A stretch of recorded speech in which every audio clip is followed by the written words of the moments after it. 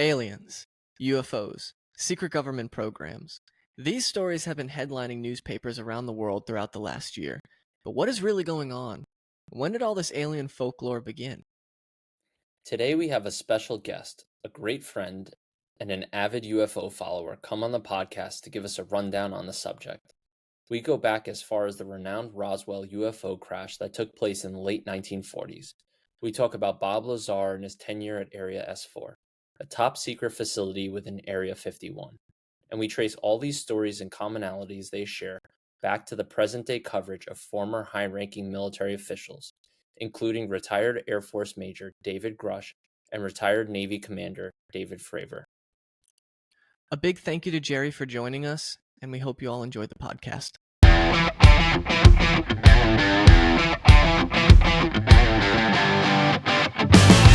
So the big thing to talk about in the UFO world, right? Because this topic, aliens and UFOs, it used to be, sci-fi, spooky talk with no real proof for the longest time, right? And starting in 2017, the New York Times started publishing a report of, we have unidentified aerial phenomenon. That's the new name, UAP. Actual military videos of these crafts, and they're flying at speeds unimaginable, way past human technology. And now in 2023, we fast forward, we have military top intel officers coming forward telling the American people, due to a whistleblower law being passed, that our government has been retrieving UFOs and alien bodies since at least the 1940s. And, this isn't some kook, out in the desert saying this. These are verified U.S. military officials coming forward. And word on the street is there's a lot more as we're recording this podcast coming forward right now. And, there's good reason they haven't told us, because we're in a Cold War with Russia and China, and they don't want them to get this military technology. So do you think the biggest reason why the government is currently still being tight-lipped about it is because of the military technology, or do you think do you really think they have like biologics, as I think what was his name, Grush, says during his congressional hearings? Like, what do you think is the motivation for keeping this quiet? So here's where it gets really crazy. So there's two big speculative ideas on why the military is keeping this quiet, and they're very somber. The first is, we want to keep all our military secrets away from China and Russia, our adversaries, and we don't want them getting this tech faster than us. And, the second big one is there's a real fear that society will not be able to take or handle the knowledge that, alien life exists. And, there's a belief that it could collapse societal structures that hold us up, like religion and one's, why should you pay your taxes if there's literally 3-foot gray beings popping down, Yeah. So that makes sense. I would think, I don't know what you think, Jeff. I think that totally makes sense. It would be both, from a military standpoint, if these things are real, they probably want to keep it secret, because whoever knows the secrets to these technologies, propulsion systems, and whatever's been able to traverse the universe, however it has done that, it is a feat of unimaginable, I guess, intelligence. I would assume.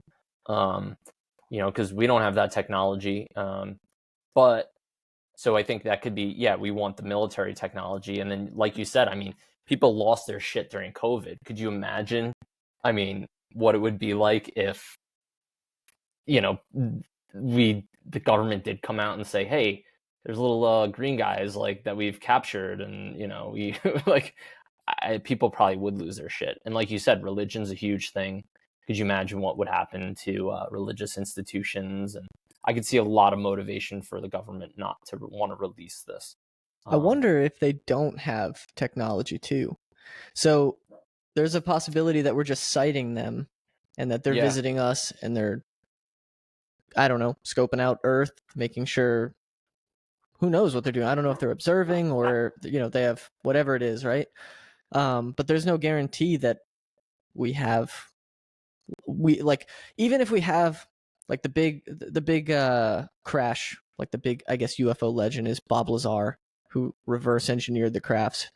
Even if that's true, there's no guarantee that we successfully reverse engineered anything. So it's like then you're letting the public know that there is this technology exists and it's floating around, and that might be all they can provide too. That's just a counter view. It's not a fun one because you want to believe that. I do. I want to believe that they're here. We have the technology, that we know that there's beings and stuff. But I don't know. That's something I've thought about. Yeah, well, when you look at military secrets, like the nuclear bomb used to be top secret, government work, and now everyone knows we do have nuclear weapons, but do we tell the public how to make nuclear weapons? No, So I do think there's a safe way to tell the public, hey, we have some really crazy crafts that crashed, and do it in a safe and responsible manner. Yeah. Jerry, do you know if you had to go back, and I know that there's a lot of ancient stuff, like ancient civilizations that think that they saw UFOs, and there's like images in the hieroglyphics of like weird saucer like spacecrafts and stuff. But do you know, like, if you go back, what the earliest, like, when did all the UFO phenomenon? I know you mentioned the 1940s. Do you know what triggered that? Was it that crash in Roswell, or like what was a catalyst for all of this? Oh wow, it's about to get crazy, guys. So modern human, oops, sorry. No. Go. Modern human civilization, as far as we have books and records, is about 5,000 years. All right. Just us as a species have only been around 250,000 years, Homo sapiens. Okay, so we've like barely been on the earth. We're like the new guys on the block. It may seem like, oh, we control everything, everything's going well. Like, we've barely been here on a historical timescale. And, going back to the caveman eras, we've seen, pictures of crafts and strange beings carved on walls. Now, in terms of when things really started heating up, was right after the detonation of the Trinity test. Everyone's talking about that Oppenheimer movie now. It was a great movie. Did you guys see it? Dude, now I don't know if everybody would love it, because I did go with Alini and she wasn't that like impressed by it. So I think the beauty of the movie is in the eye of the beholder. I absolutely loved it. I could have watched, like, it could have kept going. Like I went knee deep like into that stuff. And part of the reason why, like, we even have it's not inspired from the movie, but part of the reason why our background is kind of like the Milky Way galaxy is because we have a fascination with the universe and what's beyond it. So, like, when they were talking about like black holes and increasing matter consuming itself, and that would increase density to like unseen, that it would swallow everything around it, and like at what point can it stop? Can the world, like, those concepts, like, I'm not explaining it well, just resonated with me, and I was like, holy shit, I just got sucked into it. So even Jeff and I were talking like, hey, we totally want to cover more topics on like physics, Oppenheimer, Einstein, like get into it some more, because it just fascinates the shit out of me. So I loved it. I know that was a long explanation, but Jeff, what about you? The Oppenheimer movie was sick. Yeah. I don't want to give too many spoilers if there's anyone that listens to this that hasn't seen it, but it was pretty... like the whole thing with Los Alamos, which interestingly enough it's weird that Los Alamos, that's where Los Alamos Labs started, was for that atomic bomb project, and then that's also where Bob Lazar worked. So I thought that was a funny connection. But it freaked me out how much, I mean, I shouldn't have been surprised, but it freaked me out how much the government manipulated him in the end, and with his security clearance and the fake. Yeah, I mean, well, that was a bad time with, especially the early Cold War. But the movie itself was awesome. It was really well done. Did you like it, Jerry? Oh, it was good, guys. And to get back to the point, a bunch of the flying saucer era began after we started testing nuclear bombs. Now, if you look at it, if there is an advanced species out there, and if they've been keeping an eye on us, what are they going to start thinking? Oh my God, the advanced apes started splitting atoms, right? And guess what? They have the balls to drop 2 of these atomic weapons on each other, Hiroshima and Nagasaki. Yeah. Now, this So is that was at the end of World War II. World War II. Now, this is on Japanese, like, 2 cities, essentially. And killed tens of thousands of people. Yeah, and once we developed the ability to split the atom and unleash this devastating force, right? We really, as a civilization, had the power to destroy ourselves. Now, if you look at a lot of UFO lore, a bunch of it is around nuclear missile bases. And there's been a lot of cases of these UFOs shutting down nuclear missiles, right? Yeah, I have heard of that. I've heard where they've had like sensors disabled. Really? I haven't looked into any of that. And this just begs the question. What the hell? What is going on? And it really seems like there's another species that we're not the apex predator. We think we are, but we're not. And there's an advanced species out there looking after us. You made some good points, and I think what was kind of interesting was how, and this kind of scared the shit out of me. I think I thought about it like right after the movie. Now that how you're talking, it's making me remember it. After the movie, I made this assumption or the thought like, hey, human civilization hasn't been around that long, but the world's been around for billions of years. And now in this short period of time, we think like, oh, we're living an okay life. There's nothing to really worry about.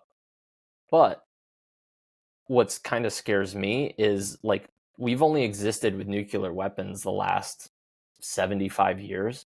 What the hell? That's so short of a time span where like, maybe you're right. Maybe like there are outside whatever people that are looking at us and being like, these guys are going to kill themselves or somehow unleash something that might affect them indirectly or who knows? I don't know. So it is interesting that it kind of coincided, but what kind of scares me a lot, and it was kind of shown in the movie, was like how big of a nuclear threat, like how serious a nuclear threat really is. And it is scary shit. When you think of like a guy like Kim Jong-un has nuclear weapons, like this guy literally took his uncle and had him like brutally executed because he suspected that he, might go against him or threaten his power. Vladimir Putin kills his opposition. He doesn't give a shit about people that speak out. I mean, that guy Alexander Navalny, like he literally poisoned the guy on a flight. Like Putin does not care. He's ruthless. And these guys and Putin has like serious intercontinental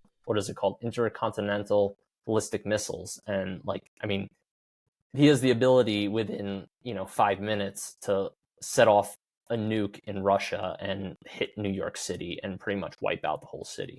So like when you think in that context, like I don't think people always realize that because it hasn't really happened, right? Like the only true nuclear bomb that was set off on people was in World War II in Hiroshima and Nagasaki. So you got to think we humanity now for just a short period of time has had nukes. Like, are we even going to exist in 100, 200, 1,000 years? Who knows? And I don't know. Maybe it does tie into the aliens and they saw how crazy we were getting, and maybe they wanted to, I don't know, survey us a little more, or who knows? Maybe if like shit starts launching off, like they'll stop it somehow. I don't know. But definitely food for thought. Wouldn't that be wild? Putin sends off a nuke and you just see like a flying saucer come in. It's like, it like just grabs it, dejects it, like shoots it back out into like outer space. Yeah, I don't know. I mean, I think that's a good point. I mean, but then what about things such as like ancient civilizations? I know there was this guy Graham Hancock, and he did like a whole series on ancient civilizations, and he's been very outspoken that humans have existed in more of a developed form for a lot longer than archaeologists typically say. So, like, what do you think about the fact that there was an ancient civilization that was more advanced than us? And you look at things even more recently, like actual artifacts we have are things like the pyramids. I mean, like, how were those actually built? How was Machu Picchu built without like any power tools? Like, where they were able to move like blocks of rock like thousands of miles to like build Stonehenge, and lift them up like 25 feet high. Like, how do you do that with just, you can't do that with like cows and ancient technology that we know of. So like, who knows? And what was interesting, I think, in Graham Hancock's documentary, I got to pull it up and figure out do you guys remember the name of it? Did you guys watch that? It's called It was Ancient Apocalypse. Yeah, Ancient Apocalypse. And there's this like commonality that he says that in each civilization, there's usually been a flood, which makes sense because we exited the ice age, right? Like whatever it was, 15,000 years ago, 13,000 years ago. And maybe the ice age wiped out some serious civilizations, because they predicted that I know I'm going on a little bit of a tangent, but I think it kind of all ties back. Sea levels rose like 450 feet. So you got to think, like, dude, sea levels rise 450 feet, like where you are on Long Island, even on, what your house is probably 150 feet off from sea level. I'm just guessing, maybe somewhere around there. Like, you're underwater. Do you know what I mean? Like, that's how much sea level rose. So like, you got to think how many civilizations could have gotten wiped out by that and how advanced they were. And that's why you have these commonalities of floods, right? Each one of these civilizations, they all wrote down like on walls and painted and whatnot, like, great flood coming. And then some kind of like tall beings from like another area came and gave them the technology they needed to build whatever monument they have in their area. So I know that was like a commonality that he noticed when traveling around to these ancient civilizations. So I don't know, maybe more food for thought in being that like maybe aliens were around or provided some technology to ancient civilizations, because a lot of it's really totally a mystery. And to just kind of like skirt over that and like, oh, we live our lives and we have a lot of technology now. It's just like, no, like, how did they build the pyramids? Like, they couldn't have done it. They couldn't have moved those blocks up to where they did. And it's just, I don't know, it's a feat of like just pure mystery. So I don't know if that ties into anything you've come across, Jerry, with regarding aliens. But Yeah, the big thing is a lot of people, when you bring up aliens to them, they get a little freaked. They sort of do yeah, the little freeze, because it sort of disrupts, their mindset. A lot of people live in peace thinking we're the only ones on Earth. Well, we're the center of, there is a commonality, right? Like, wasn't Galileo like put up for like trial to be like killed because he said Yeah, we weren't the center of the universe? The sun doesn't revolve around us, we revolve around the sun. So I think yeah, there's a human propensity to think that we are the center of everything. So obviously God made us. We're made out of God's image. We are, in essence, God. Like, we can get into that. That's a whole separate thing. But maybe we're not the center of the attention, but maybe that would freak people out too badly. oh People yeah, people would lose their shit. And maybe you kn- that's part of the yeah. alien thing too. Another interesting theory to talk about, which has been making the rounds in the UFO and alien world, is, right, if you think of your typical alien, you have a small being with a large head and big eyes, and it sort of looks like an evolved human, in a million years, Hmm. million and a half years. It is important to Where what? consider.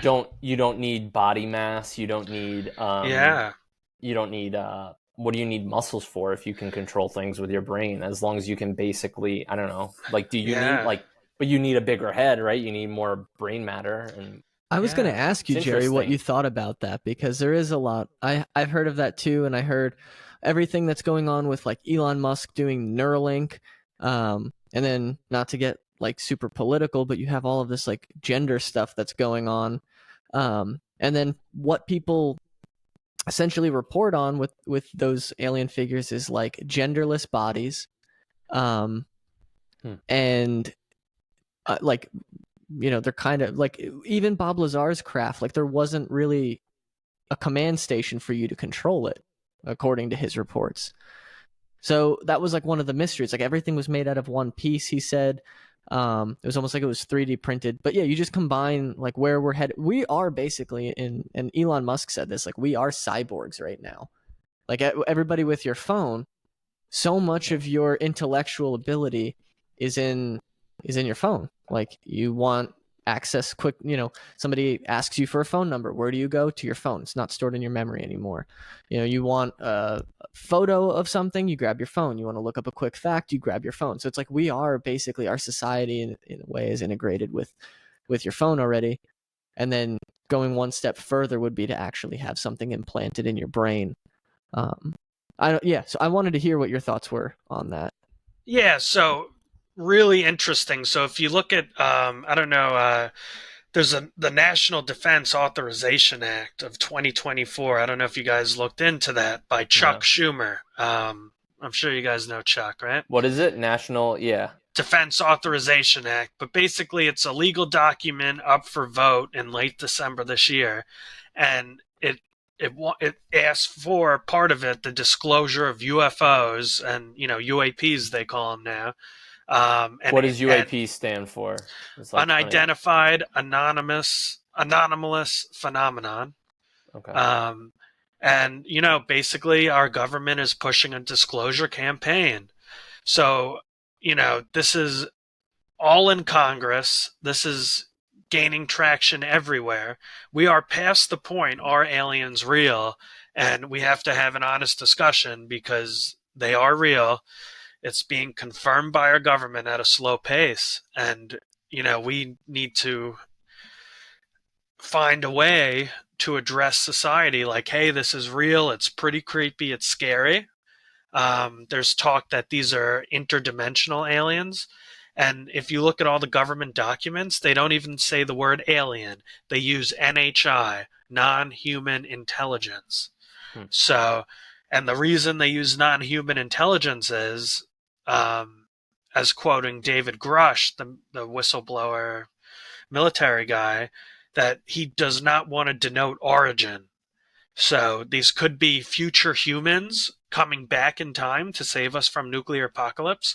They can be extraterrestrial beings, or there could be a fourth, fifth, sixth dimension, and they could be coming from another dimension.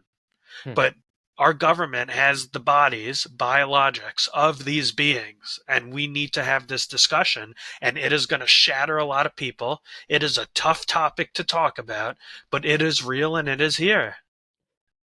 Do you think? Yeah. So you want to explain a little bit about? I mean, I kind of know him a little bit, but you might have paid attention and followed more than me. Who is David Grush? Like, what is his background? What did he kind of find? I know he testified in Congress. Like, yeah. So David Grush is a military hero. He served our country for a bunch of years. He was in Afghanistan and, really served our country. And he was an intelligence officer. Now, David Grush got assigned to the UAP task force by our government to, research UFOs. Now, when David Grush was doing his job and seeing, okay, what's going on with this UFO thing, right? He started having people come to him who he trusted, telling him really crazy information that he saw with verifiable documents to be true. So the first UAP crash, according to David Grush, was in Italy in 1933, and it was recovered by Benito Mussolini. fascist. What's it called? He was good friends with Adolf Hitler. Yes, and only after World War II did the Pope notify the United States about this crashed object, and we, took it from the Italians. Hmm. You know, and so we've been dealing with this for a long time. It's been, well over 70 years. And our government has been hiding the truth from us. Some say for good reason. It And could collapse society. We don't want to share our military why secrets. why did David Grush come out? Like, so he's doing these investigations, he's finding out all sorts of crazy shit, right? Like, he's finding out Yeah. that there's maybe been like people that have testified that have like seen like aliens themselves, right? Whatever Yeah. biologics that we have, they've seen craft.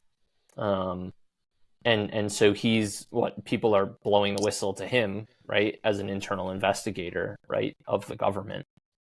Yeah. And then, but what precipitated?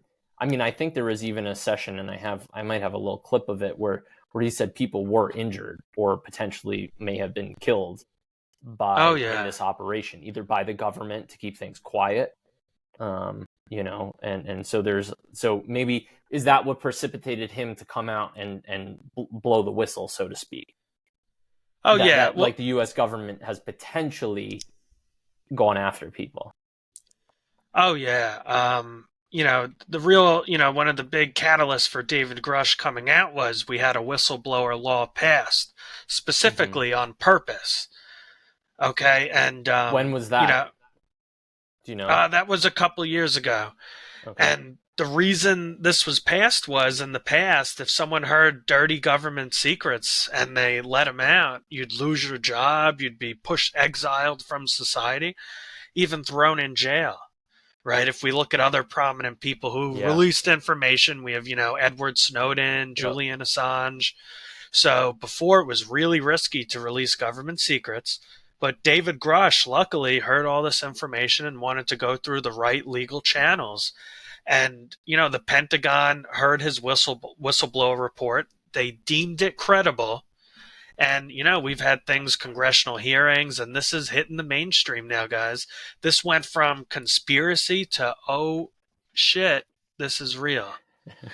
So now we got to face up. What are we going to do as a society? How are we going to handle this? And let's go. Let's get to business, What do you have to add?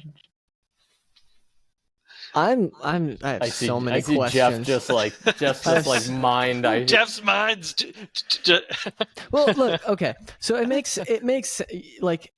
sense. I'm listening to Jerry talk, and he's talking about like all these government operations, and we know that the government has done like Project Blue Book, right? That when did that take place? That was in the 1950s, 1953. Right. So do you want to talk about that a little bit? Do you know about? Yeah. So I don't know what this is. So when there has been UAP crashes, so the most famous one we got to talk about, guys, and I study it intensely and research it daily. I just finished a book on it. Is the 1947 Roswell UFO crash? Yes, let's get into this. Yeah. So in New Mexico, very close to the Trinity bombings, on a thunderstormy night. What were the Trinity bombings? The Trinity detonation. So the Trinity test was the first successful nuclear weapons test done by Robert J. Oppenheimer. Gotcha. Out of Los Alamos Labs? Yes, in New Mexico. So on a thunderstormy night in New Mexico in 1947, a rancher named Mac Brazel, who owned a farm, found alien craft crashed with bodies. Okay. And this was taken. The first military leader who got the call was Jesse Marcel. Okay. Jesse Marcel found this debris, called in the military, and they shipped it to Wright-Patterson Air Force Base in Ohio. All right. And the next day, the U.S. press released that we recovered a flying saucer. It was in the press all over. And then a couple days later, they retracted the story. All right. And, the first military officer who showed up, Jesse Marcel, the reason Roswell took off is in the 1970s, he came out and said it was a UFO cover-up. And, there's been so much evidence for Roswell, and it's, we recovered alien bodies, multiple crashed craft, and that was really the jump start on the UFO era in America. And were those? Do you know if those after they went to that initial Air Force base, is that when they were transferred to Area 51, or is Area 51 a separate? Yeah, so Area 51 was taken after Wright-Patterson Air Force Base, and it's a super secret government facility in New Mexico, and the hero of the UFO community, Bob Lazar, who you mentioned earlier, Jeff, claims he worked at S4, an offshoot of Area 51. And, we've been trying to reverse engineer these craft since at least the 1940s. And, we don't want China or Russia to get a breakthrough because it's reported they have UAP craft too. So the first one to crack this UAP mystery, can reverse engineer these crafts, can dominate the world. Well, that's one thing that I thought was pretty interesting. Like, I did watch the Bob Lazar series. I know you guys both told me to watch it.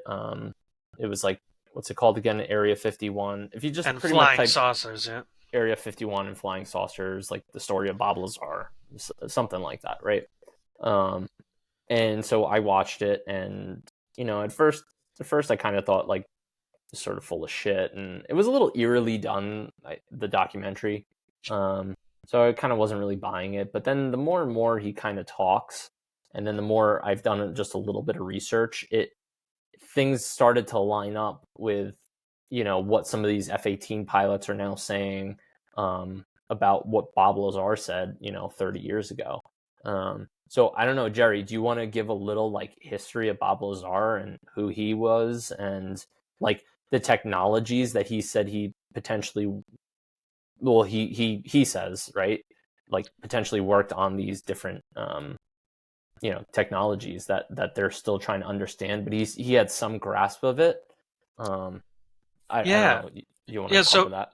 So Bob Lazar, was asked to work at Area S4 in New Mexico, and he claims he was, brought into a secret room and shown alien craft and asked to reverse engineer it. Yeah. And, Jeff got into it a little bit, but he knew this craft. He saw documentation, and he was even able to go in this craft and see how it worked. And the metals it was made of weren't even on the periodic table yet, and it ran on element 115, which at the time wasn't even discovered. It was only discovered in 2003, and he was formally, and he was one of the first whistleblowers. But, back then, a lot of people thought he was a crackpot.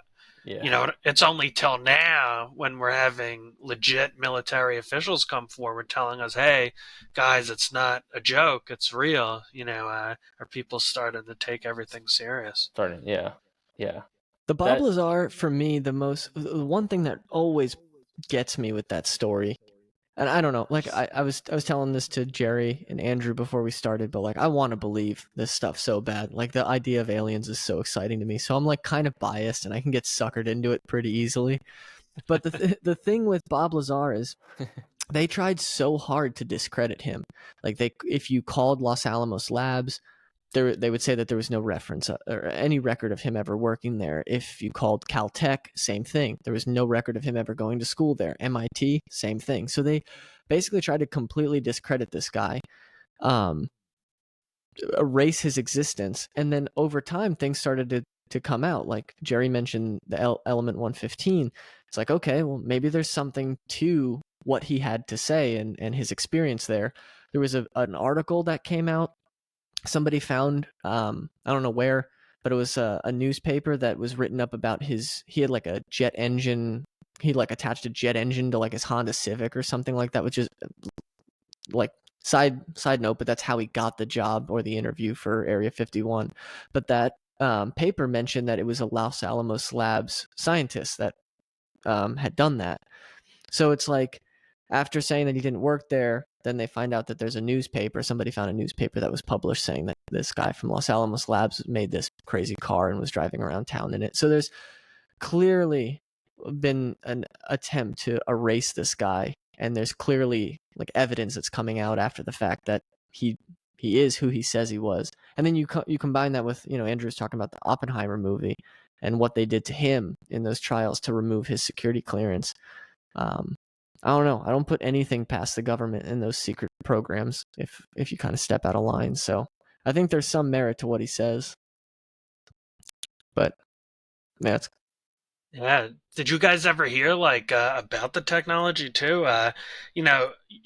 Someone brought it up earlier. It was one control panel, and it was thought that these aliens. It was very small. Very small. The ceilings. It was these craft were made for smaller individuals, and there was just a dashboard, and it was believed these aliens maneuvered these crafts by putting on a headset and just touching a panel with their hands. And wasn't there a whole thing, like I thought Bob Lazar said in the documentary, like the best way to kind of explain the technology that they had was, and their propulsion system was something along the lines of like putting a bowling ball, they're able to like warp, I guess, time and space in front, like whatever direction they want to go in. And like at first I was like, my mind doesn't think on the quantum physics wavelength. I still have a lot of research to do, and I want to, hopefully we can actually, maybe we all can together as a group, like uncover more about physics, and because I think it's a fascinating topic. But he essentially said that the way this propulsion system potentially may work is that if picture a bowling ball on a bed, and you drop the bowling ball on the bed, and then you exert a lot of pressure on one part of the bed, and then the bowling ball rolls towards the pressure. So that's kind of right. Am I wrong? I know he gave that explanation. I don't know if that's how the propulsion system potentially works based on his research. But they also did talk about like a fuel being element 115 potentially, but it essentially exerted no energy and could go at like unheard of speeds. So maybe there's, again, I'm not the one to really explain this with physics, but maybe there's a way for them to warp time, warp space, and shoot themselves ridiculous distances instantaneously. Do you know more about that? Oh yeah. So you got to remember, whatever these non-human intelligences are, or as some say, aliens, they're probably millions of years ahead of us technologically. Right. Now look at how we use propulsion right now. We're still, 2023, we're on fossil fuels. We're mining oil from our planet and, using it in engines, and we're releasing carbon dioxide, destroying our environment.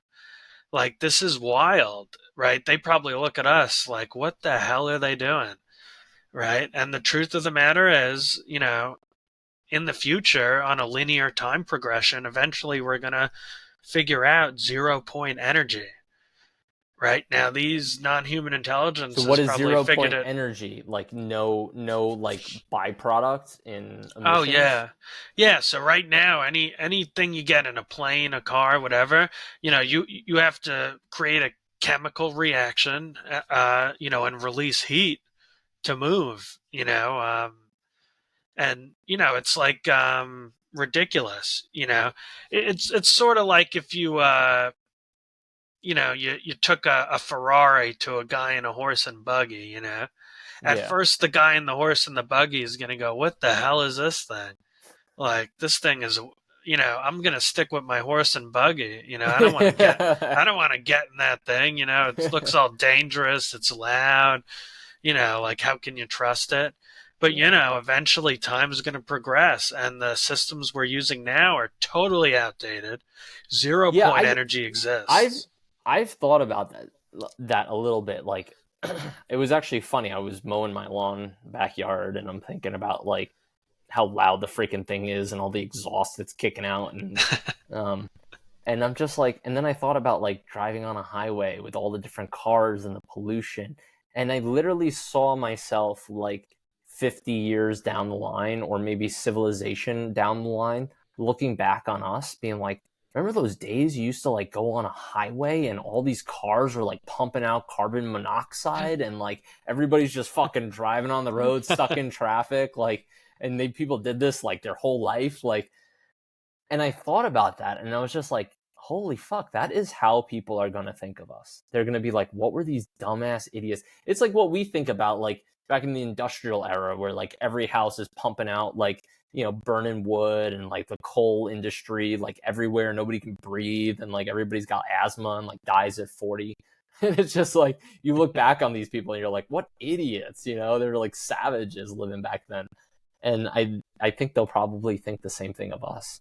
And so it's just funny, like it connected in my brain when you said like the zero energy thing and like where technology could be in the future, and that, you know, propulsion and just traveling may be totally different. You know, we won't have wheels, we won't have combustion engines. We'll just be able to, maybe use an alternative fuel, or maybe learn how to warp space, you know, and time into propelling you forward. I know there's like all sorts of physics around, and if like a true physicist listened to us or me, they'd probably laugh. But I know there's like something with gravity. There's really no time without gravity. And there's, I don't know, all sorts of different like crazy stuff that I want to learn more about. But I think there definitely are alternative ways to traverse and to move, and just technology, right? And I don't know, it just fascinates the shit out of me. And I want to get into, I'll talk about it later, but like when I went camping and just looking up at, like, we were in a remote part of the Adirondacks. Well, all the Adirondacks is somewhat remote, but like we were in, you know, the middle of the Adirondacks, and just looking up at the sky, it's just absolutely incredible. And you just see the band of the Milky Way going across the sky, and you look up and you just see, like, you know, you take binoculars and you look at like one spot of the Milky Way, and all of a sudden you just see, like, you know, you see a couple big stars by eye light, and then you look in and you just see like the whole, you know, glass is just littered with stars everywhere. And it's just like, holy shit, I'm just looking at one little part of our galaxy, and it's just littered with stars, and each one of those stars could have, you know, 10, 20 planets spinning around it. It's just, when you think on those levels, it just blows your fucking mind. And I think there's definitely insane technology. Like we are the ant. You know, we look at ants as if they don't know anything. Like, we are the ant, 100%. So, you know what pissed me off? You mentioned like we are the ant. Neil deGrasse Tyson was like, "Oh, if there was aliens out there, why would they have any interest in us?" And I thought that was the dumbest thing to say, because it's like you mentioned, like being an ant, and like even with humans, we study ants. We like watch how they colonize. We watch how they travel food and bring it to the queen ant.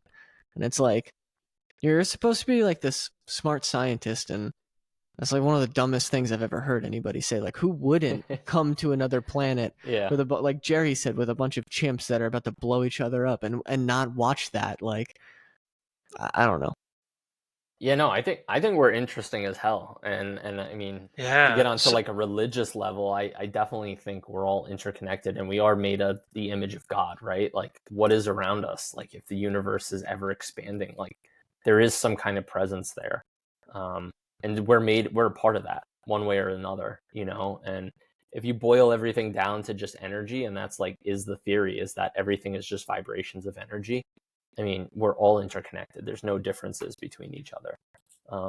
So it just, that concept just blows my mind. So like, we're a part of it, and maybe there are other beings that are studying us, but like, I don't know, this stuff just blows my mind. I go down like rabbit holes, but the idea that with the billions and if not trillions of stars and planets that are out there, how, and just think about it. So I looked up in the with my binoculars, and I saw tons of stars, right?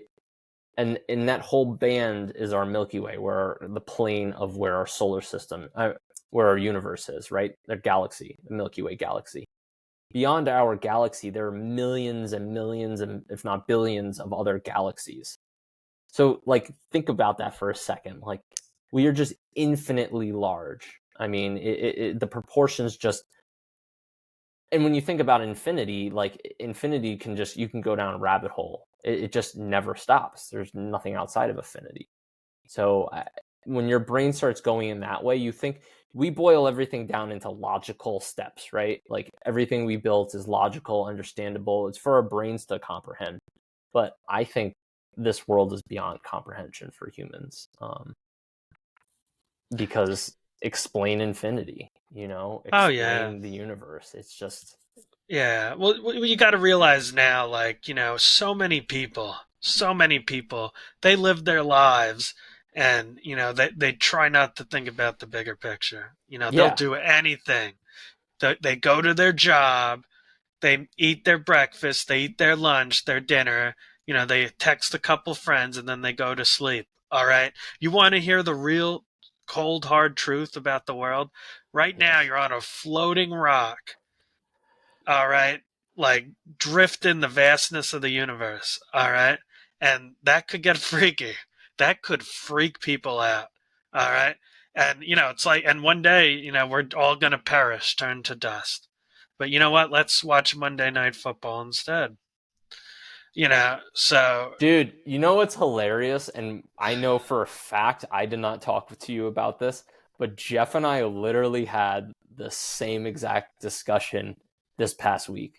Like exactly that. Like, we were going to work, we're doing the rat race, right? In a way, and we got to pay the bills, we have human needs, and then, but it's just like, we look at other people and sometimes we're looked at as like we're strange or something. But and then I'm like, Jeff and I both kind of came to the conclusion, we're like, well, you're fucking strange, like you just, you want to watch football at night and you want to watch the Jets. I see you got the Jets thing up there. I know it's a sad thing. Your quarterback got hurt. He's out for the season, unfortunately. Not that I wish harm upon, any players, but that's an aside. Kind of gives you context as to when we're filming this, but yeah, it's just, I kind of lost my train of thought a little bit, but it just blows my freaking mind, Oh, it's true. Dude, I have so many problems talking to people. Nobody wants to talk. Nobody knows what to do with me. People are like, like you said, the Jets, like Aaron Rodgers broke his knee last night, or I don't even know what happened to him, but somehow. Left Achilles tendon. And I'm like, Jerry knows. Did you know that the JFK assassination was a fucking setup? And they're like, you're weird. Yeah, exactly. But Hey, not even, yeah. It doesn't even have to be conspiracy. It could just be like, it's just like, all right, well, yeah, you go to church and you believe in Jesus and everything. Okay. But then it's like, the second I say, well, there might be aliens out there, you're fucking nuts. You're a lunatic. And it's just like, dude, like, do you realize how many like planets are out there? Do you realize like how infinite this world is? Like, you really think we're that special? Like, that we are the only special thing? I'm not saying we're not special. We are unique and we are an impossibility, just us in and of ourselves, But what's to say other things aren't special and other universes aren't special?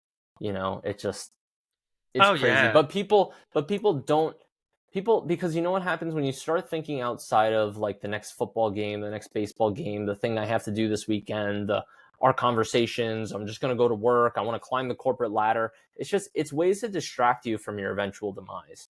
Because the reality is, and I've thought about this being in like finance and accounting, and like people kill themselves, like think about it. Like people, especially our parents' generation, baby boomer generation, it's like, go to work, you got to work.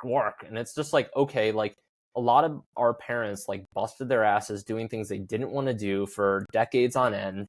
And the only way they were able to do it was because they didn't think about the future and they didn't think about their own demise.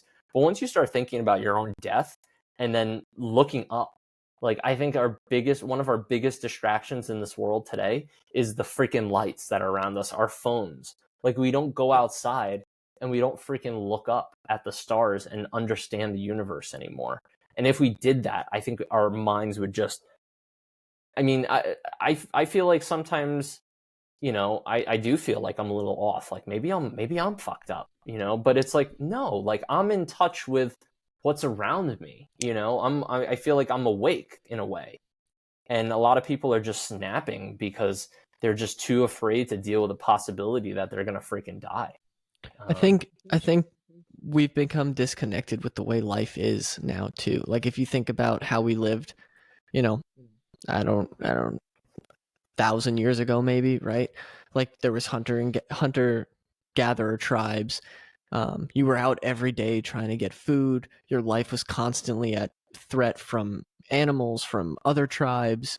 People were, if you didn't find food, your tribe died, your family died, right? Like life was hard, and people back then were callous. Now there's a million distractions. The biggest worry people have is getting the new iPhone when it comes out, or what car you're going to drive. And to take a step back, and then, I mean, like, I don't know. I think there's so much unnatural about the way that we live, and that's why there's so many, like pharmaceutical prescriptions too. People like antidepressants. Drugging themselves. I looked at like one of the top most prescribed drugs in the world, and like in the list of top 20 was like multiple SSRIs, like a once for attention deficit, Adderall, Focalin, Ritalin, like those kind of prescription drugs. And that's basically speed. So you just have people that are like strung out on all these like prescription drugs, worrying about their job and all these materialistic items. And then you want to present to them that like, hey, for a second, buddy, just take a step back and like realize that this dude just came here from another dimension. Like it would cause a psychotic break, you know? Yeah. Hell, I mean, think about yeah. how people lost their shit during COVID. I mean, oh yeah. No, it's been crazy couple of years, guys. A plague swept through humanity, and in our country, it was associated with over 1 million deaths. You know, and now where, everyone says, it's been the talk of the town. I think, very well indicators we're in a big recession right now in our economy, and we have a potential World War III going on in the Ukraine. And, let's not forget about February, guys, with the Chinese spy balloon. And there were 2 other UFOs also. Yeah. And now I heard too, Kim Jong-un's going up to visit Vladimir Putin as well. So Kim Jong-un has, I think, a lot of conventional bombs and missiles and things that Putin wants. And then Kim Jong-un wants technologies. They want missile technologies, which the Russians have some of the best. So it's kind of just like, you paint that doom and gloom. I mean, I try to look at things on a positive note, but if you do look at it from more of the negative downside, there's potential. There's a lot of potential headwinds. That's pretty freaking scary. Yeah, and I've heard reports that some of the UAPs back in February that were shot at, were really anomalous. And what happened with that? I haven't heard much about it. Wasn't there something in Michigan or where the heck Canada? Was it? Yeah. And we actually shot things down. Were they balloons? Were they like what did you gather? So because I remember it being brought up that there was some kind of shooting by our military, and then hush, I haven't heard a single thing since. Yeah, so a big reason a lot of people think disclosure has been rushed. We're hearing all these things. Back in February, other than the Chinese spy balloon, the other objects, our government has released very little information about them. And, there's been some inside reports that they were truly UAPs. So I have read the belief that due to the February incident, and so many more UFOs being reported worldwide, our government wants us to sort of be like, hey guys, like we tried to hide it from you for a little bit, but shit's hitting the fan and these things are all over now. So just in case, like we want to give you guys a little information, so Mary Lou down the corner isn't totally shocked when she finds out little gray beings are coming down in spaceships. So literally, it's going back a little bit just to the thing that got shot down. I'm trying to look it up right now, and no joke, there is not an article later than March 6th. Yeah, and so that literally means, and I'll share my freaking screen on this. I mean, I think it's incredible. I mean, let me see if you guys can see it. U.S. military. share the screen. Let me know if you guys can see it. Got it.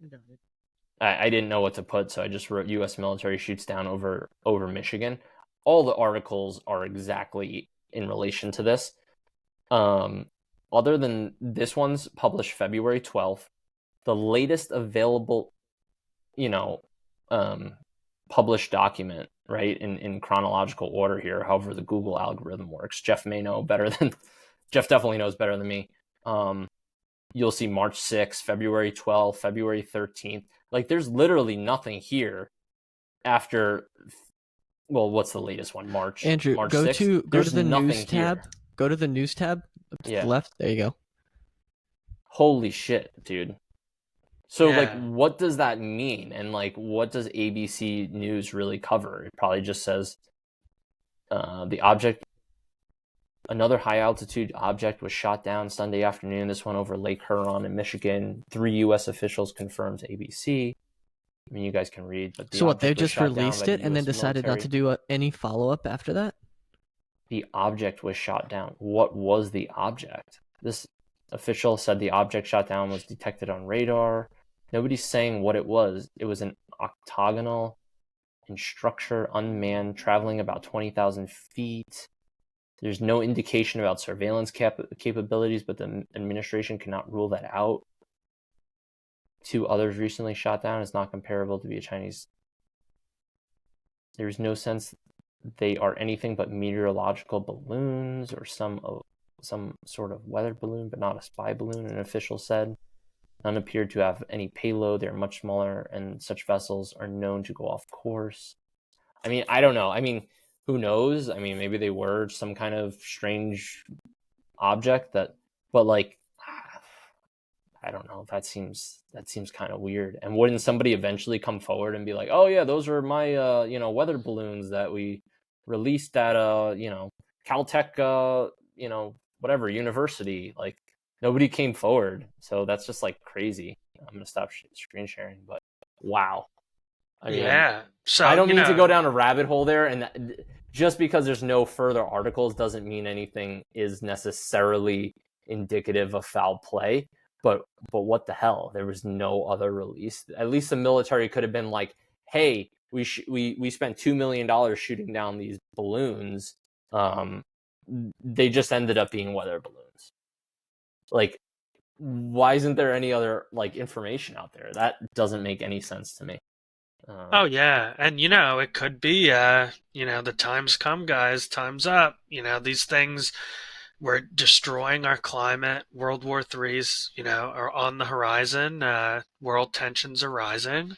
And, this phenomenon, these non-human intelligences are trying to make themselves known. They could be from the future trying to stop a possible nuclear exchange. They could be willing to give us new technology so we don't flood our planet with fossil fuel and carbon emissions.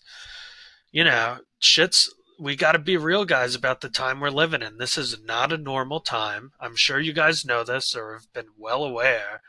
Like, this is not a normal time at all. And, we're on a tipping point as a civilization right now. There's so many movies that have been made where they go back in time to like the critical era in history where like pivotal things change and they're like, this is the time you got to go back to like fix everything. This is where everything went south. What if that's where we're living in right now? How shitty would that be? Don't go back to 2020, that's the worst year. Yeah. But you know what though? I always go back and forth with Jerry on this. Because he looks at the world a little bit, the glass half empty, and I look at it as like half full sometimes. I think good things aren't shared enough, right? Like, we are progressing in so many ways, in positive ways. We go back 200 years ago. I mean, people were dying just from the simple fact that they didn't have antibiotics. Like, you know what I mean? So it's like, people were dying from the bubonic plague. Yes, COVID was bad. I don't want to underscore, that there wasn't bad things that, people did die, and it was very sad, right? And scary for a while there. But I also don't want to like undermine what has happened in the past. Like with plagues, like there's been plagues where like 40%, 50% of the population is wiped out. I mean, we still aren't living in the worst of times, if that makes sense. And I don't know. I always look back like a generation or two ago. I mean, could you imagine if we were all like, let's step back to 1941. You know, freaking Japan's taken over all the Pacific. They're brutally murdering Chinese people. They're taking over the Philippines. They've expanded everywhere. Hitler's marching his armies all over Europe, like wreaking havoc on populations. And then, you know, we're young and we're like, we just went through a depression. You know, we had hardly any food to eat growing up. There was no jobs. Like, and now we got to potentially go fight a war against these two massive empires that are just like brutally at war. They're much more prepared than us. They've been fighting for many years before us. Like, holy shit. Like, think about that for a second. Like, so that's why sometimes I go back to you, Jerry, and I'm not as like negative outlook. I mean, if you were in 1941 and we were all like, let's just say 22 years old, like, I think we would have had a pretty freaking rough life up until then. And I think we'd all be shitting a brick. And there's a good chance, being at that age, one of the three of us, or maybe all of us, might not be here in another 4 years. So sometimes I think you got to put things in perspective. So I'm not always like a negative Nancy. I know that's kind of off the alien topic, but so I do see what you're saying is like, hey, one thing that does really strike me is the fact that we have nuclear capabilities and we could literally end the world as we know it. And that's never been seen before. That's completely revolutionary, and that's never been a problem that we've had in the past. So I could see that as being maybe a catalyst to a higher intelligence maybe wanting to get more involved in humanity, you know, stop us from killing each other. Because all it really takes is just Putin to just, you know, hit the freaking red button and you know, we're pretty fucked. Put it mildly. Oh yeah, but you know, let me ask the both of you, because you know this is going to come out soon, and you know soon there's going to be pictures and everything, and I know you guys, you know, still I want to believe, you know, not 100% there. Once you get verifiable pictures, evidence, like okay, this is real, here's their pictures, all this stuff, you know, is that going to affect your life? Do you guys think it's going to change your worldview? Jeff, you want to field that one? I mean, I'm all in now. I'm all in. So it's not going to change much. But no, like confirmation. Yeah, for sure. How could it not? Yeah.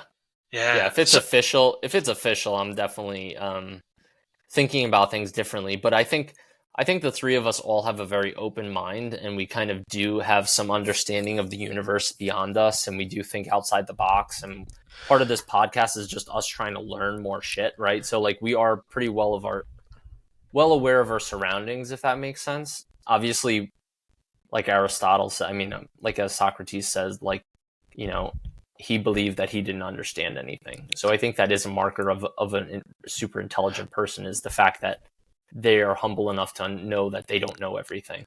So, yeah, I don't know. It would change my worldview for sure. And I'm definitely open-minded enough because learning like Socrates says, like, if that guy doesn't know much, I don't know much. And I think it's a humble person to realize they don't know much at all about the universe out there. But so it would definitely blow my mind. But I think I'm somewhat open for it, if that makes sense. But think about like how many people it would break. Imagine, take someone from New York City, bring them to Wyoming, and show them a buffalo. They already lose their shit. Yeah, that's true. Yeah, people like go up to freaking grizzly bear and be like, "Oh, look, take a picture." Yeah, and they get people their fucking died. face ripped off. It's like that's a wild fucking animal. Like that thing will kill you, no problem. How many people? We should take a bet right here, right now. How many people do you think? Like, how many news reports do you think there would be of like? I don't even know if you could wager this. I was gonna say, like, how many people do you think would have a psychotic break over it, or like just Oh, go a ton. fucking bananas. I mean, look at COVID. People have lost their mind. I mean, like I think the essence of all of us are energy. I mean, the energy is definitely different after COVID and during COVID. Like you could just feel it in the freaking air. It didn't matter whether I didn't check my phone for a day and I wasn't on the news. Like you just freaking felt it. It didn't matter if I was in a trail somewhere in the woods. Like hiking, people are angry. People fucking felt it. Like it was in the air. We're in a new world now. People are angry. 70% of our population is on antidepressants, right? 60% of Americans are living paycheck to paycheck. You know, it's a rough time out there. And people are pissed. You know, we just had COVID-19 sweep the globe, kill millions. You know, it's an interesting time we're living in. Yeah, absolutely. And, you know, unfortunately, though, even though things are crazy, we have a new crazy revelation, guys. You know, we are not alone in the universe. Absolutely. And, you know, this stuff is real, and we really got to come to terms with it. Now, you know, I've even tried to break this down religiously. You know, I'm a Christian myself. You know, a lot of people think, oh, if we reveal that there's aliens, isn't it going to destroy the major religions, Islam, Christianity, Judaism? You know, and the way I look at it is, you know, even if the aliens created us, like a lot of people believe, you know, someone had to create the aliens, you know? So eventually you'd build up... Or maybe that's just how we think. Yeah. Things have to be created. Maybe that's not really reality. You know what I mean? Yeah. You know, it's just our construct. And, you know, this is a crazy thing that's real and it's happening. And, we, as a public, we have to have these hard discussions, you know. How are we going to progress as a society? How are we going to treat these non-human intelligences? Are we going to interact with them? You know, because if these guys were out to get us, these aliens or non-humans, you know, we would have been toast, you know, a long time ago. You know, but I think it's important we discuss this as a civilization, you know. Did you see all the crazy people in San Francisco and the aliens come down? What are your pronouns? And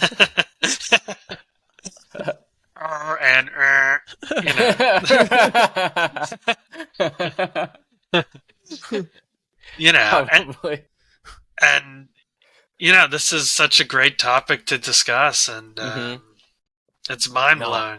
Honestly, I've really enjoyed it. I mean, I don't know how much longer you guys want to go on this. I think we could even do like another episode, but if you guys want to keep hammering out details, I'm down to keep it going. This has been fascinating. I'm up for whatever. But if we are going to wrap it up, before we do, I want to hear. I know Jerry prepared some stuff, so I want to hear about some of your most like favorite stories or most compelling evidence that's out there. Like, we all know Bob Lazar because it's super famous. A lot of people know the David Fravor story. I told Andrew a while back to watch the one about Brazil. I forgot the name of the town. Varginha. Yeah, I told him to watch that. There's the one in Africa. I think it's Africa with the school children where the alien comes down and all the school children repeat the same story and describe the same thing. So there's like a lot of well-known ones out.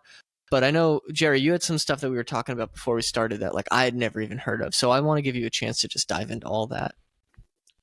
Oh, yeah. So, you know, to start off with the whole UFO history, you know, I brought it up a little earlier, but according to David Grush, you know, the first UAP crash was in 1933 in Magenta, Italy. And the craft was taken by Benito Mussolini.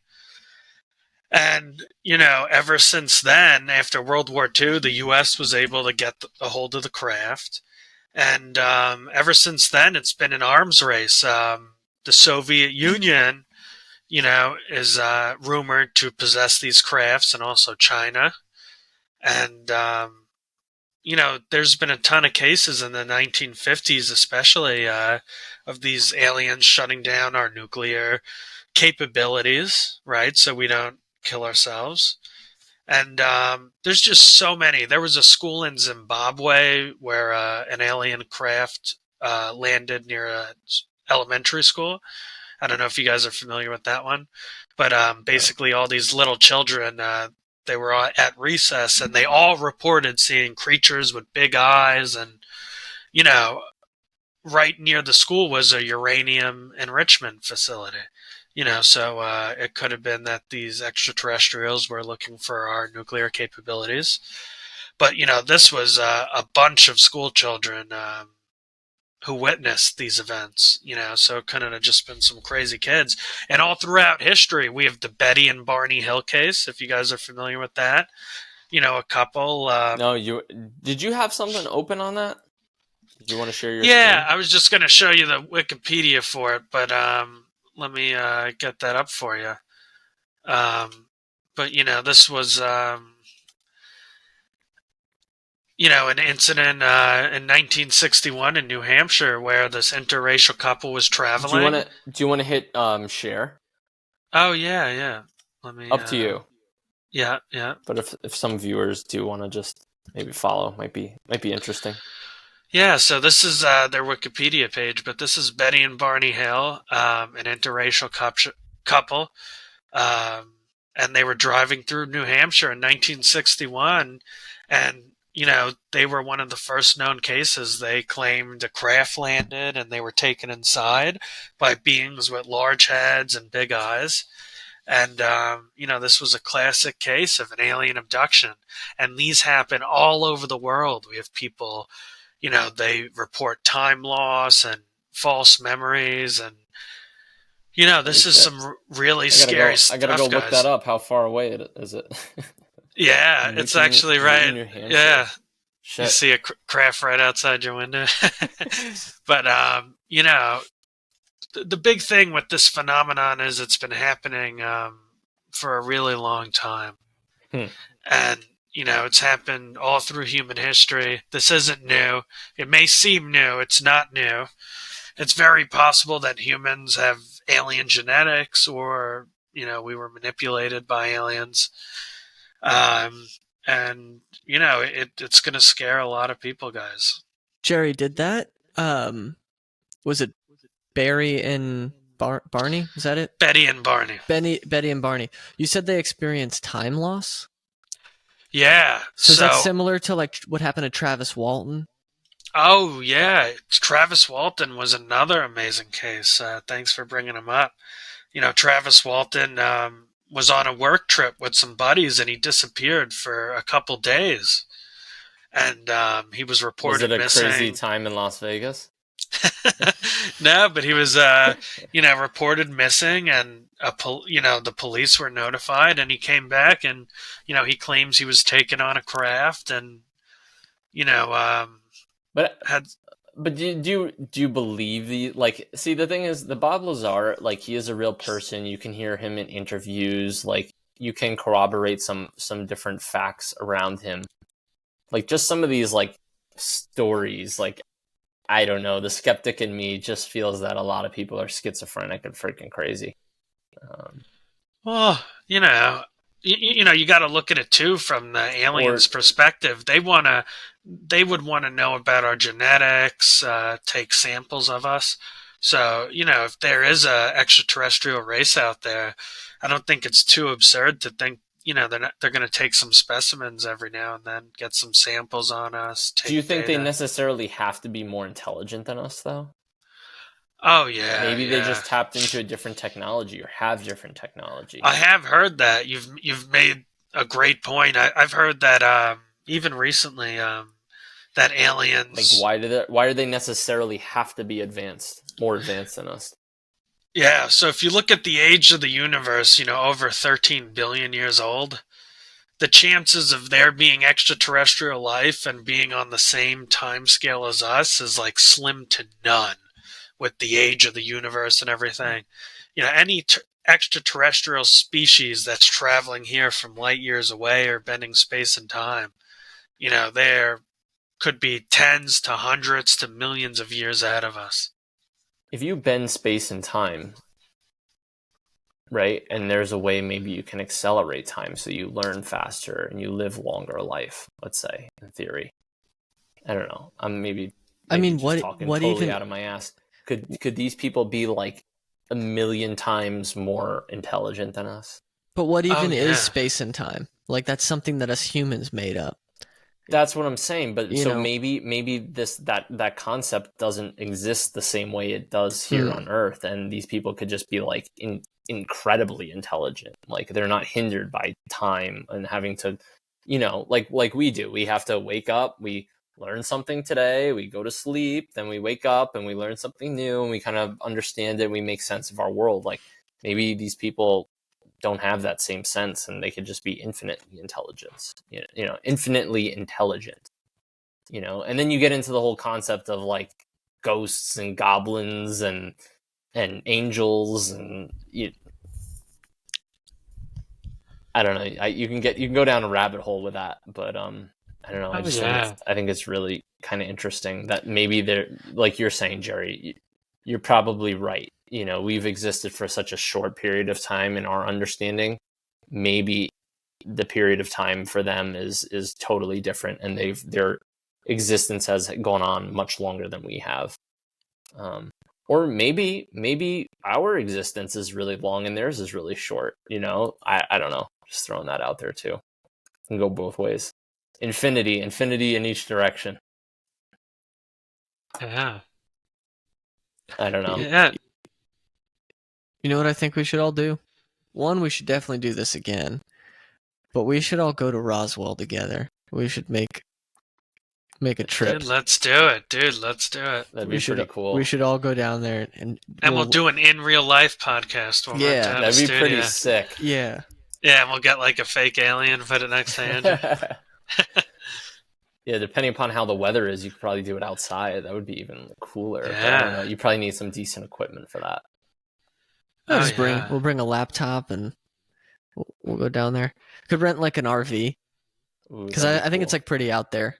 We could go to Vegas first, so we'll have some fun in Vegas. Yeah, so Jerry will let me get make abducted by aliens while we're in Vegas, and then come back and tell us. Let me make a prediction, and I want this podcast to hold the test of time. So if you watch this podcast, if you're watching in 10 years, 15, 20 years, people are going to look at us talking today in the year 2023. Holy crap, they didn't even know about the aliens yet. They were just getting a hint of it, That would be fascinating as hell. So I tell the world it is September 12th, 2023.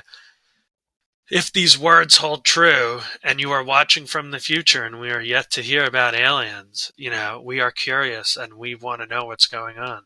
Absolutely. Yeah, I think that's awesome. I think that might be a great way to end it too. I mean, I'm willing to go on longer, but like that is a perfect ending. Like, and I know Jeff and I talked about this too. Like, we talked about how, even if this podcast, we're putting a lot of effort into this, right? With our research and putting in things, but like at the end of the day, we've learned a lot. And if nothing else, one, we've learned a lot.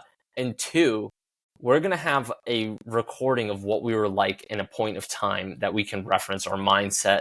We can reference what we've talked about. Like, this is just an awesome thing to be able to do and essentially transcribe your thoughts in a point in time and be able to see it in the future. I think it's really freaking cool. So I think, Jeff and I were talking about that too a while ago. And if aliens do come out, and you're going to see a person's mindset who's talking, like us three are going to be like, holy shit, this is what we said about aliens. And wow, Jerry was right about every single thing he said, And I don't know. I think it is really cool to think like that. So thank you for bringing that up, Jerry. Yeah. No problem. And thanks for having me, guys. I appreciate it. You two rock. Absolutely. Both very great guys. And Jerry, thanks so much for coming on. And I really, anytime there's like any new news stories or anything like that comes up, like please let us know. And if we can, I'd love to do more of these. So if, we want to, I know we just kind of bullshitted tonight and we talked about a lot of different things, but if there's like anything like specific that comes out in the news and we want to do like, something, just get on here and talk about that event specifically. I think that would be a lot of fun to kind of keep a recurring thing going. Jerry, isn't there supposed to be, because I know there was a congressional hearing done in July, like late July 2023, and it had Ryan Graves, who is the executive director of Americans for Safe Aerospace, It was David David Fravor. Grush and David Fravor, Yeah. two of which who have seen these unidentified objects, right? Yeah. These UAPs. And then David Grush was the one who did investigations, who has talked with people who have seen biologics and seen these craft. So I forgot the direction I was going with this, but essentially, these people did testify. They went into Congress. Oh, here it is.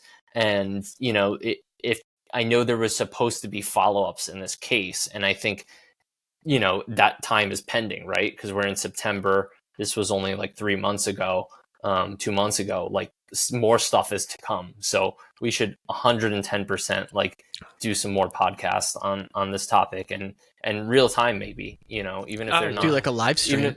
Even if they're not hour-long topic like conversations, we should totally hit this, because there's going to be some fascinating information. And if people haven't seen the testifying of these three individuals, it's fascinating. I mean, two of which are F-18 pilots, in charge of multi-million-dollar machines, $100 million machines with bombs strapped to them that are capable of blowing up entire football stadiums. Like, these guys are no joke. They've been seriously vetted, and they've seen extremely weird shit in the sky. And David Graves is also the one who is opened up a database to start collecting information from pilots that have seen these strange objects, because there's been a lot of flack, and pilots are afraid to come forth because they might be seen as crazy. So yeah, there's some interesting stuff. So I think as things maybe come up in real time and there's follow-ups on this case, because I know, like, even while David Grush testified, right, like, there were many times where he's like, I have to follow up with that. I can't tell you right now, or, because it has to be in a classified setting. I wonder what's going to happen if some of that will become declassified. So I think it's going to be fascinating to follow. Hopefully, crossing my fingers, if the Pentagon actually starts allowing information to come out. So I can't end this without asking Jerry. I can't believe I forgot to ask this earlier. I'm kind of pissed. Jerry, have you ever seen a UFO? Do you have any stories? So, I've seen, I was out actually with my parents a couple months ago, and we did see something crazy in the night sky. But, it could have been a drone. The drone technology has been going crazy lately. Just for the record, I think drones are crazy. Like, we've literally made these flying machines that anyone could access. And, those could be very scary things. But, I believe what I saw was a drone. So to answer to your question, Jeff, is no. I haven't seen real proof myself, but I'm always open. Have you? I don't know. I saw something weird. When I was in college, I was driving home with a friend of mine. We were both in the car. and you had a huge joint rolled. No, just kidding. No. Completely sober. It was right around dusk. It like wasn't sunset yet, but it wasn't like midday either. Mhm. And in the sky was what looked like, you ever see those candle lanterns, like the paper lanterns that they light off a lot of times at like the Yes. beach? It's I think it's more of like a prominent like Asia and China and stuff like that. They light those and they float. That's what it looked like, but it was like way too high to still be lit.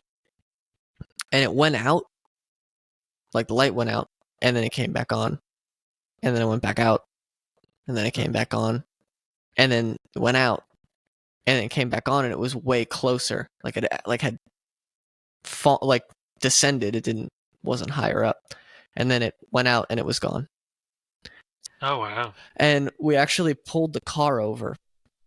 Both of us got out and stared at this thing, and we both saw, to this day, we both tell the same story.